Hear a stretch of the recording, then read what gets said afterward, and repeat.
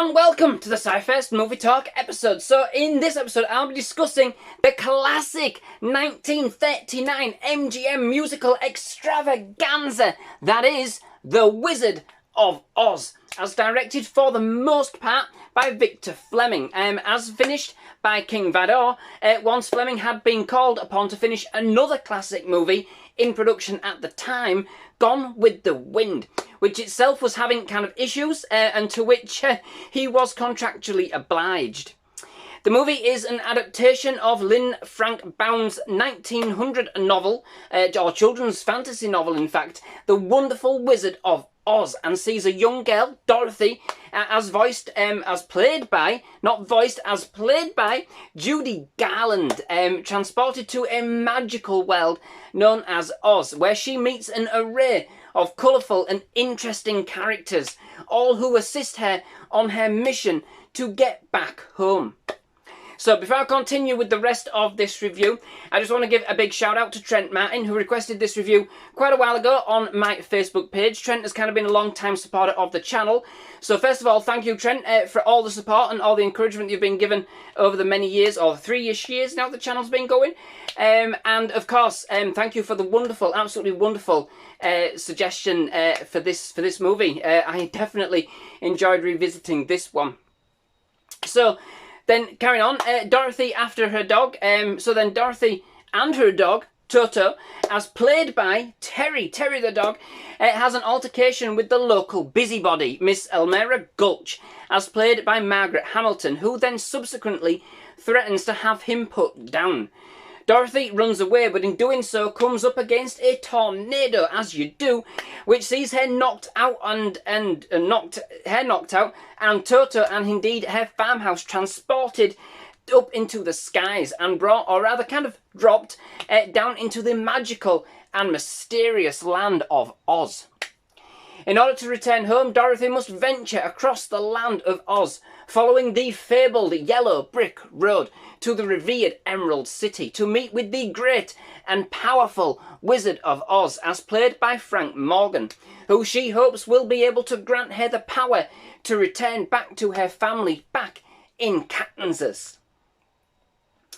Along the way, she meets an array of characters, from the shy and whimsical Munchkins to Glenda, the Good Witch of Oz, as played by Billie, Burke, the Wicked Witch of the West, as played by Margaret Hamilton, and indeed a series of companions who join her on the journey, including Scarecrow, as voiced by Ray Bolger, Tin Man, as played by Ray Bolger, Tin Man, as played by Jack Haley, and the Cowardly Lion, as played by Bert Lahr, each following for that part of themselves to make them feel whole again, hoping that the Grand Wizard of Oz will see fit to grant them their heart's desires.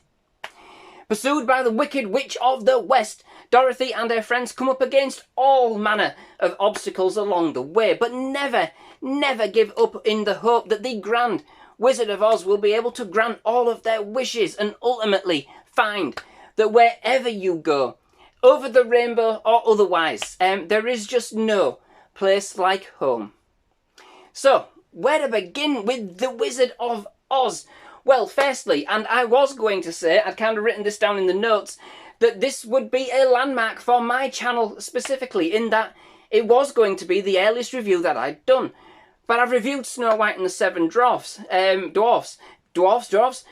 which, the Disney one, which I think just pips this by a year. But still, it's an early classic, 1939.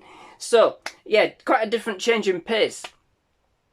But the film in itself is a completely timeless classic anywho, through and through.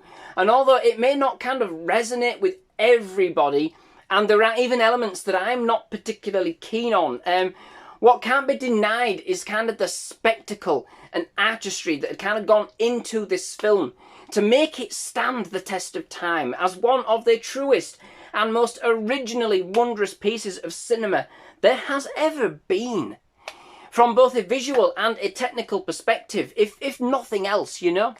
For 1939, this film is a true piece of art committed to celluloid, and one of the sweetest, most innocent movies you could probably hope to watch.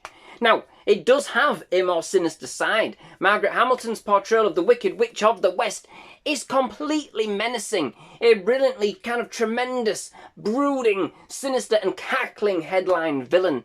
Acted to a point, and for me, one of the movie's kind of underrated highlights. It's all a kind of pantomime, for sure, and elements such as, and for as cute as they are, such as the Munchkin dance early on in Dorothy's journey, do seem to go on a bit too long, and with a kind of certain irreverence, simply to kind of fill up time. But get past this, and you'll certainly find the movie has a big heart, and that just kind of really just encapsulates its sense of friendship and adventure in a do-good and well-meaning way. From a cinematic perspective, the film utilises a wonderful mix of techniques to kind of draw the viewer in, and it still remains kind of hard to envisage that this film was indeed, and I'll say it again, released in 1939. Okay, so the characters are in costumes, yes. The lion isn't a lion. The Tin Man isn't made of tin. There's no CGI here. It's easy to see, especially in all its remastered glory, you know, these kind of things. But that's part of its endearing and kind of lasting charm. And amongst this, we do have some absolutely spectacular special effects for the time, including an amazing sequence involving the Twister as Dorothy's house is kind of scooped up. And that on its own is a sight to behold. And the ingenuity and the imagination that's kind of been injected into the sequence itself makes it both terrifying and fun at the same time. And that's not an easy combination to achieve in a film like this. The contrasts used between Dorothy's home in Kansas and Oz is absolutely wondrous to see. The first moment when Dorothy opens the door to step out into Oz is simply inspiring and totally catches me off guard every time. The use of black and white, or indeed sepia-toned, through the opening sequences when we're in Kansas kind of provides a distinct and noted transition between the world of the ordinary and that of fantasy, with Oz being depicted in the most exceptional range of colours available. Absolutely remarkable in its execution and depiction of such a vivid and fantastical land, providing a real kind of immersement and fascination for the audience. In this, and with the journey that follows, this is one of the original pieces of cinema escapism, you know? This truly transports you into another world completely, and if you let it, it can certainly speak to the dreamer inside all of us. And as soon as we do step out into Oz, we are just filled with this kind of wide-eyed kind of sense of wonder and amazement as we gaze out into this new and exciting world beyond the rainbow. Now, my personal preference would have been to have kind of left whether or not Oz was real or just a dream a little bit more ambiguous than the film actually does. I believe this was to cater for the audience expectation at the time, but wouldn't this have been just so much more to think, well, so much more of a treat, you know, to kind of think that such a place as Oz could exist outside of the imagination. This element of the movie, for me, makes everything kind of seem a little bit pointless. I've never liked movies that take this tact. It's something that does, very few things do great on me with movies, but that kind of does. I don't like pointless stories that don't kind of evolve the plot or kind of are make-believe. You may as well just, I don't know, anyway, don't get me started. But I would rather be left to kind of ponder the question myself. You know, like the ending of Inception. That's brilliant. That just, you just don't know where you are, you know? But I do get the point, and the idea that they were going for here, especially given the need to ensure that it would resonate with audiences at the time. I mean, that is indeed, I suppose, what such movies are designed to do in any event, you know, even now. Regardless of that, it is still one of the most amazingly colourful and playful adventures ever immortalised on celluloid. And whoever you are, probably you will not have escaped at least one of its songs or musical arrangements over the years.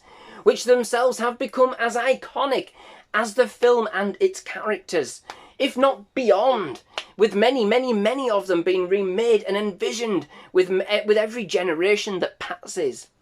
But none so wonderfully and beautifully rendered as, of course, as much as the film's star, Judy Garland, who indeed gives one amazing, innocent and sentimental performance as Dorothy.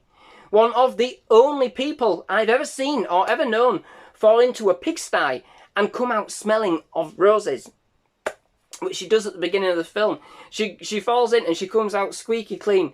You know, there's always this thing about actors when they're waking up in scenes where they've been asleep and they've just got, you know, perfectly combed hair, perfectly done makeup. Yeah, nobody's waking up like that. But Dorothy can pull it off.